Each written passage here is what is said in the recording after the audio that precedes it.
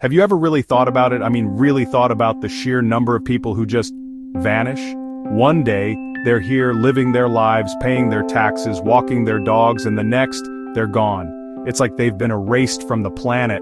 The police put out a bulletin, the family posts flyers on telephone poles, but for so many, that's where the story ends. It just hangs there, an unanswered question that haunts everyone left behind.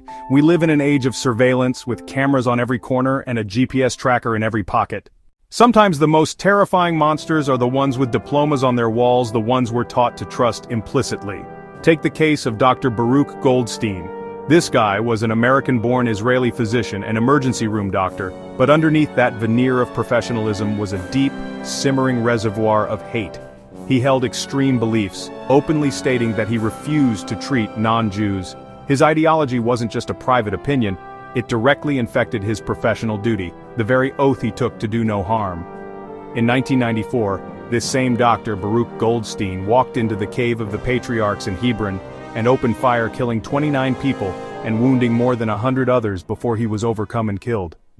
Now let's take that chilling reality of a compromised medical professional and wade into some deeper, murkier waters, like Cedars-Sinai, UCLA Medical Center, and USC here in Los Angeles.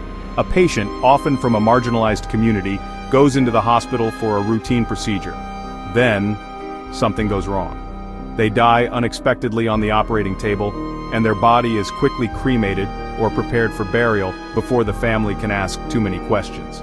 The suspicion is that these deaths aren't accidents at all, but are instead deliberate acts to procure healthy organs for a black market that serves wealthy clients.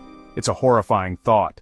Alright, let's pull the camera back from the specific and look at the big picture. Let's talk numbers. Hundreds of thousands of people go missing every year globally. Think about any species in the wild. There's always a certain percentage of that population that gets picked off by predators. You have 1 million wildebeest, and the lions are going to take a few thousand. It's a mathematical certainty. So here's the hypothesis I've kicked around. What if the number of unexplained missing persons worldwide roughly corresponds to the number you'd expect to lose if humans were, in fact, a prey species? We like to think we're at the top of the food chain, that we've conquered nature with our big brains and our technology. If the idea of an unknown predator is wild, then let's get into what Cleve A. Ahava has to say. His book, Behold the Gates of Dawn, is like the Bible for a certain kind of worldview. According to Cleve Ahava, the US government has been in contact with extraterrestrial beings since at least the 1950s.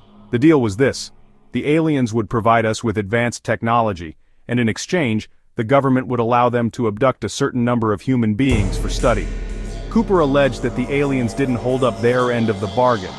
They started taking more people than was agreed upon, and many of them never came back. The government discovered that these missing people were being used for horrifying purposes, not just medical experiments but as a source for biological materials. The idea of humans being hunted or taken isn't new. Look at the Native American legends of the Southwest, specifically the stories about skinwalkers. These are said to be powerful medicine men or witches who have attained the ability to shapeshift, to turn into animals. This brings us to a modern phenomenon that feels eerily connected to these ancient fears: missing 411. This is a term coined by former police officer David Paulides, who has compiled thousands of cases of people disappearing under bizarre circumstances in national parks. The patterns he identifies are incredibly strange.